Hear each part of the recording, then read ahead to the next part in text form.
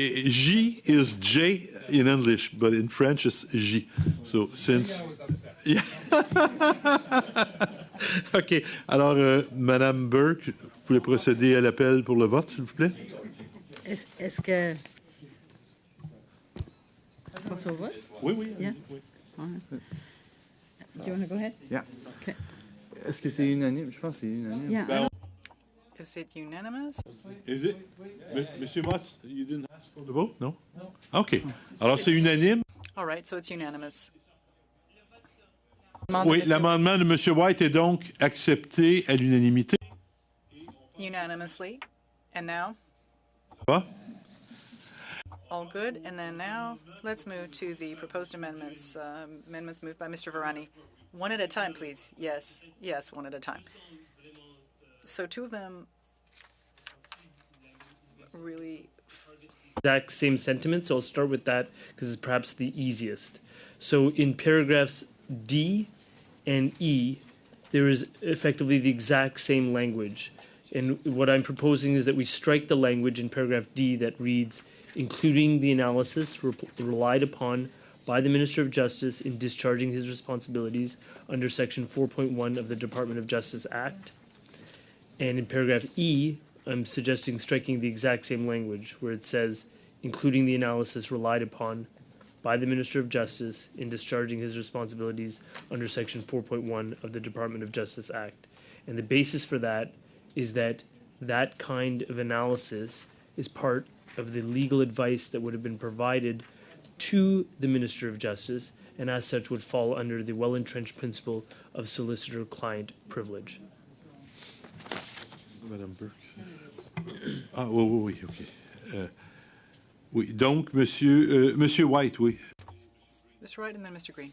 Thank you very much, Mr. Chair. I respectfully disagree. Having worked at public safety, I can tell you that the vast majority of the analysis we provided was not solicitor-client privilege. In fact, would not have come from a lawyer. I don't believe we should make the determination whether it's solicitor-client privilege. That's for somebody else to make.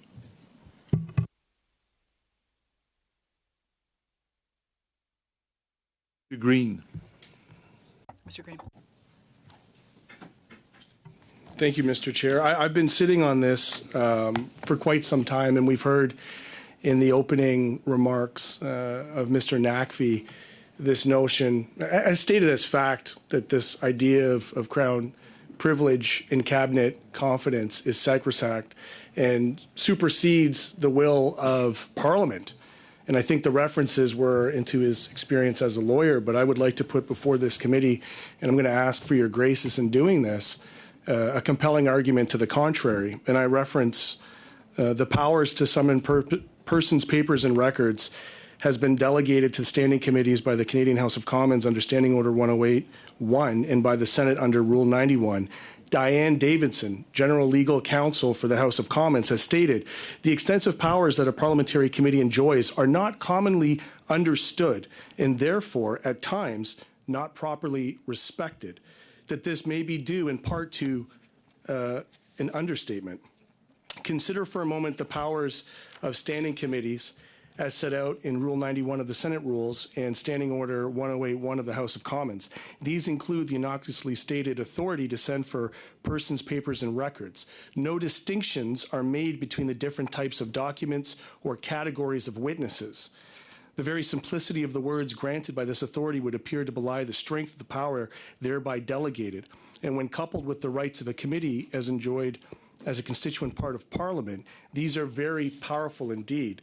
I want to go a little bit further and reference another important point, which is, again, on Crown privilege, that claims of Crown privilege do not diminish or derogate from the power of the House to require attendance, testimony, or the production of documents. Diane Davidson, again, General Legal Counsel for the House of Commons, has stated that it is important to state that there exists no blanket immunity for the executive branch in making public interest claim against the disclosure of confidential information to a parliamentary committee. The so-called Crown privilege, or more modern designation, public interest immunity, is often invoked by the Crown and more often by ministers in refusing to divulge matters or to produce certain documents in a lawsuit on the grounds that it would be contrary to the public interest to do so. It should be noted that this immunity, and I put emphasis on this next point, has never been formally acknowledged by the House of Commons as inhibiting its investigatory powers. The public interest to be considered and weighed in judicial proceedings are not the same as the public interest to be considered and weighed when evidence is sought by parliamentary purposes. In practice, parliamentary committees have a more readily given consideration to claims of Crown privilege when invoked by a minister in relations to national security and international affairs. However, in the final analysis, the committee remains the final arbiter of such claims. Again, Diane Davidson, General Legal Counsel for the House of Commons. This is a convention. This has not in any way been something that has been given up by the House of Commons as a power.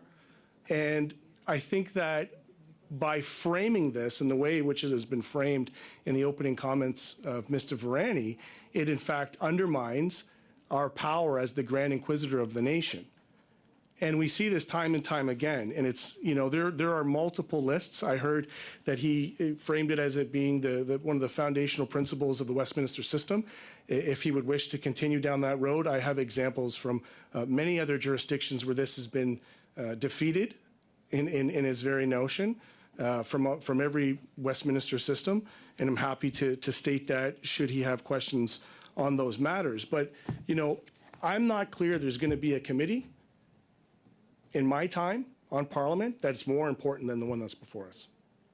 And if we don't get to the hearts of the matter in an open, public, and transparent way, one that doesn't at every corner seek to reduce, redact, and retract public inquiry into this, we're going to be back in this committee in no time flat, because that's where we are. And I've stated that time and time again, Mr. Chair, that regardless of what side of the issue Canadians are on, we have a duty as a committee to bring forth the truth and the facts of the matter.